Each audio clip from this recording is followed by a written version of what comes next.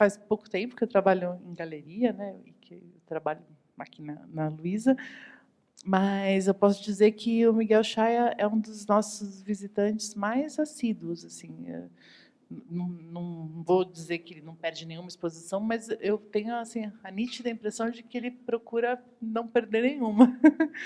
E eu queria saber dessa relação sua com a galeria, e que eu sei que não é apenas com a galeria Luiz Estrina, porque eu sei que você é um apaixonado e um curioso e que, portanto, tende a evitar perder as exposições interessantes que estão em cartaz, né? Mas isso, para mim, é uma coisa que chama atenção, que você procura ver a maior parte das exposições, e aí, sempre que você está lá, você bate papo com a Luísa, enfim, então dá para ver que tem uma relação de carinho, de amizade, para além de todas as outras, né?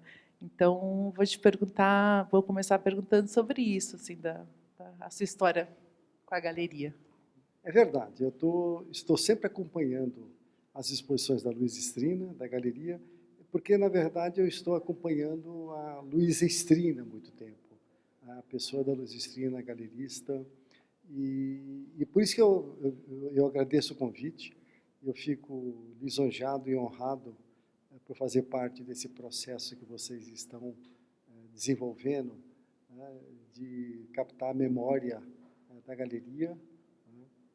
Realmente é uma galeria muito importante, uma das fundadoras do que nós vamos chamar de mercado da arte, ou do campo até da arte.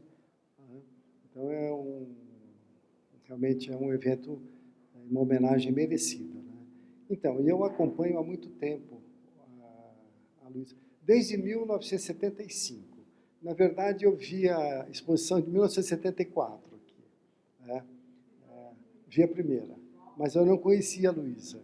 Eu fui conhecer no ano seguinte, porque dos artistas da coletiva, que eu me lembro, Wesley, acho que era Babinski, não sei se tinha Santuza, e eu me lembro muito do Baravelli, e foi quando eu conheci digamos, a obra, o trabalho do Baravelli. E eu fiquei muito ligada no Baravelli e queria saber sobre ele. Eu me lembro que tentei encontrar a Luiza uma vez e não a encontrei, e depois eu vim procurar a Luiza para saber sobre o Baravelli. Em 75 eu conheci a Luiza Estrina, começamos a conversar sobre arte, né? Eu falei do Baravelli, ela também era muito ligada, obviamente, aquele grupo de artista que ela mostra, ela tinha uma ligação muito forte, de amizade.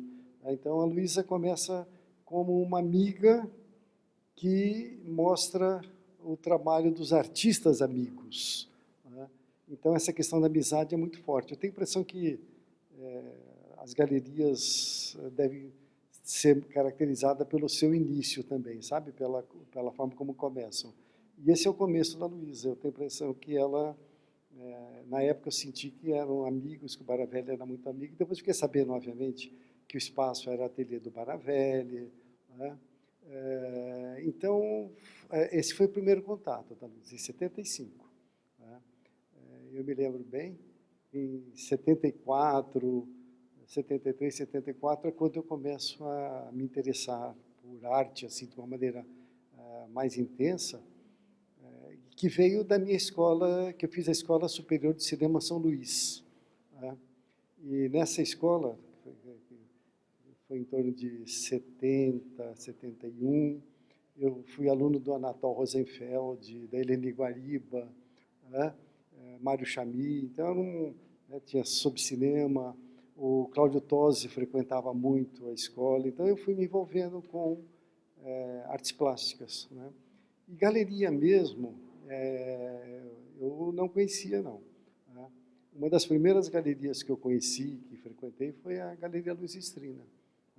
Nem imaginava que pudesse, no futuro, me envolver tanto com artes plásticas, né? Seja como pesquisador, professor, seja como colecionador.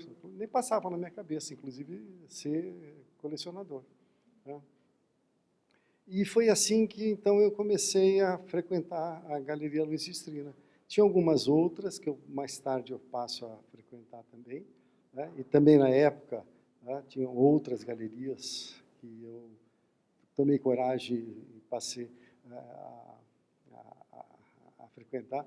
E era muito interessante que eu acho que eu devia ser um visitante ou um cliente atípico, porque era professor, eu acho que o professor não frequentava galerias. Então, isso me facilitava a conversa, aquisições, essas coisas assim que eu fui aprendendo, né? E a Luísa era muita conversa, era conversar. Então, ela fala, senta aí, né? Tem um sofazinho ali, né? Senta aí. Eu sentava e ficava ali conversando. E eu penso comigo que eu conheço a Luísa do tempo do objeto artesanal, que é o pente de madeira, até a internet. Por quê? O pente, ela, de repente, você estava conversando com a Luísa, ela tirava da bolsa um pente e começava a se pentear. Linda que ela era, aquele cabelo, aquela franja linda, né? Então, e ela se dividia, olhava para você seriamente e se penteava, ficava se penteando um tempão, assim, o cabelo já estava super penteado, né? E atualmente não é mais pente, atualmente é internet. Você senta aí, continua, senta aí. Só que ela está ao mesmo tempo ali conversando com você e jogando paciência, né? Ali na telinha do computador, né? Então, ela tem essa capacidade múltipla, assim, de, ao mesmo tempo, estar fazendo uma coisa e também está fazendo outra, com a mesma intensidade. É óbvio que quando o assunto esquenta, ela larga o pente e larga a tela também, né? Então, era conversa. E com a Luísa, eu descobri uma coisa muito interessante, que as artes plásticas têm palco e têm bastidores. Até então, para mim, era só palco, né? E a Luísa, ela se abre muito, a gente sempre se abriu muito, conversa, nossas divergências, eu gosto de um artista que ela não gosta, eu gosto de um artista que ela também gosta, e assim vai. Então, ela fala, eu falo. E, então, nós conversávamos e eu fui descobrindo que os bastidores, a Escola Brasil, as amizades, os outros galeristas, porque a Luísa, ela tem um espaço dela e ela sabe caracterizar o que é dela e o que não é dela. Então, ela identifica o não eu, o não outro também, né? Então, nesse sentido, eu fui descobrindo também que existia um campo, uma rede de outras, digamos, outros jogos, né? Além do palco. Quer dizer, arte, com a Luísa eu descobri que é o palco, mas também são os bastidores, são os eventos que acontecem fora do local da exposição ou da aparente formalidade, né? E mesmo porque ela gosta muito de conversar sobre os bastidores também. Ela é muito bem formada, ela é muito envolvida, ela é passional, ela é objetiva, é racional, né? Então, assim a gente foi começando. E foi quando eu comecei a... Ela falou, leva! E eu tinha muito medo de comprar. Eu havia comprado, tinha me aventurado por gravuras, depois que eu comprei uma Tomiotaki, uma pintura, isso, aquilo, e o Baravelli, leva! Paga quando você puder. Põe na gaveta, leva, não tenha medo, leva. E eu acabei comprando a primeira, né? Então, comprei o Baravelli, foi que eu comecei a comprar o Baravelli. E aí foi uma sequência imensa, né? E outra coisa que foi interessante, que eu aprendi com a Luísa, um pouco... a gente conversava muito sobre o que comprar, o que é gostar. Eu lembro que o que é gostar de uma obra de arte e levar? É diferente. Gostar é uma coisa, gostar e comprar é outra. E eu me lembro que uma vez eu falei assim, eu acho que tem que gostar para comprar. Ela falou, não, gostar tem que gostar. Mas você tem que ser objetivo para comprar. Tem que ver a seriedade do artista, o currículo do artista, Está cheio de gente que compra do que gosta e é muito feio tudo que compra, ou grande parte é coisa muito ruim, porque não pode só gostar. Tem que entender como é que o artista chegou até ali, qual é o currículo. Isso foi muito interessante. Foi quando eu falei, tem um método mesmo, né? Quer dizer, não é uma coisa assim espontânea, naif, gostei e levei. Até hoje em dia as pessoas falam muito, não, gostou, compra. Gostar é importante, mas tem que gostar e alguma coisa a mais. Tem que gostar e saber quem é, qual é a origem, qual é o currículo do artista. Ela dizia muito da seriedade, essas coisas, né? Então, eu acho que... então, eu fui... conversávamos muito sobre isso.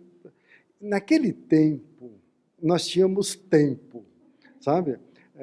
Hoje em dia, por exemplo, com essas feiras, você vai procurar um galerista, seja o Edu Brandão, seja quem quer que seja, onde é que está? Está na feira, estão em Basel, então não dá mais para aquele senta aí e fica conversando. Nem eu também mais tenho aquele tanto tempo disponível, né?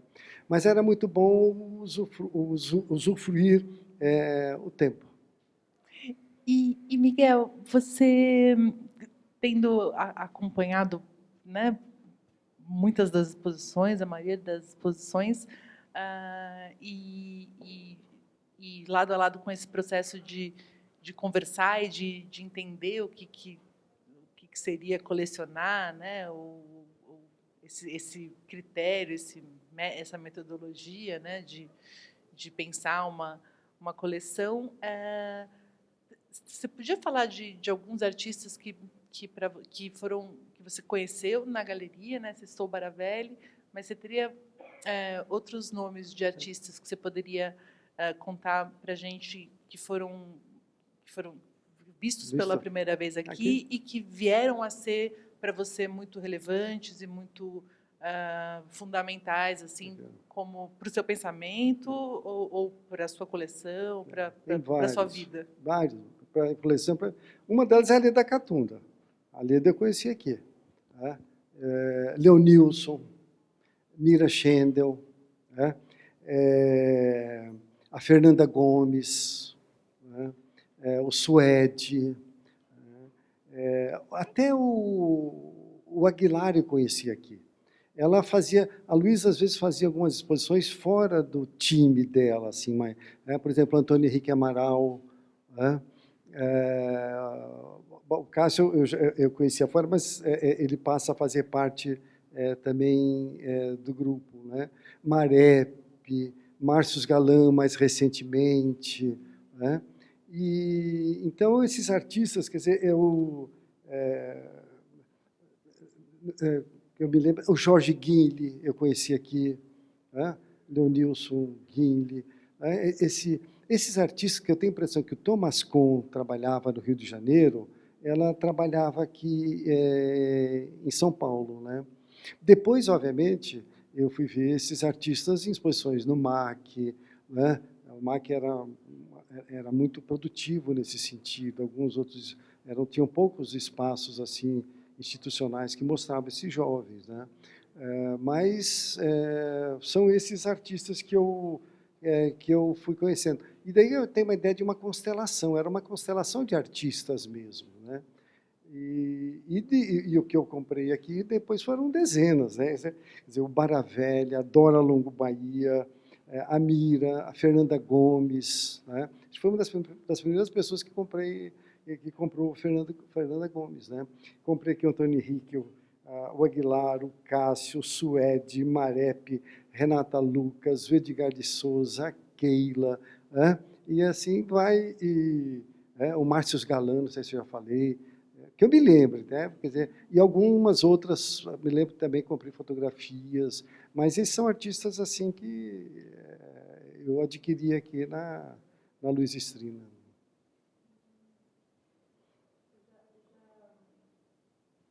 Eu não me lembro se é no livro dos 40 anos, mas tem algum lugar que você fala que você poderia contar várias histórias assim da negociação com a Luísa. Como é que é negociar com a Luísa?